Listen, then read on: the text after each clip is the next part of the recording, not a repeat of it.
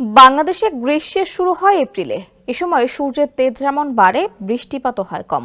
প্রতিদিনই একটু একটু করে বাড়ে দিন ও রাতের তাপমাত্রা। তবে গত বছরের একই সময়ের তুলনায় এবছর তাপমাত্রা এখনো কম। যদিও এরই মধ্যে দেশে ফের তাপপ্রবাহের আভাস দিয়েছে আবহাওয়া অফিস। সর্বশেষ তাপপ্রবাহ ছিল ২৭ এপ্রিল। এরপর থেকে টানা বৃষ্টিপাতে গরম অনেকটা কমেছে।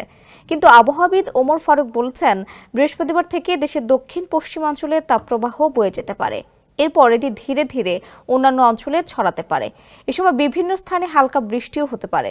মঙ্গলবার সকাল ৯টা থেকে পরবর্তী ২৪ ঘন্টার আবহাওয়ার পূর্বাভাসে বলা হয়েছে, মঙ্গলবার রংপুর, রাজশাহী ও ময়মনসিংহ বিভাগের কিছু কিছু জায়গায় এবং কুষ্টিয়া, যশোর ও কুমিল্লা অঞ্চল সহ ওয়ালটন আবারও মিলিয়নিয়ার অফারে ওয়ালটন ফ্রিজ কিনে আপনিও হয়ে যেতে পারেন মিলিয়নিয়ার।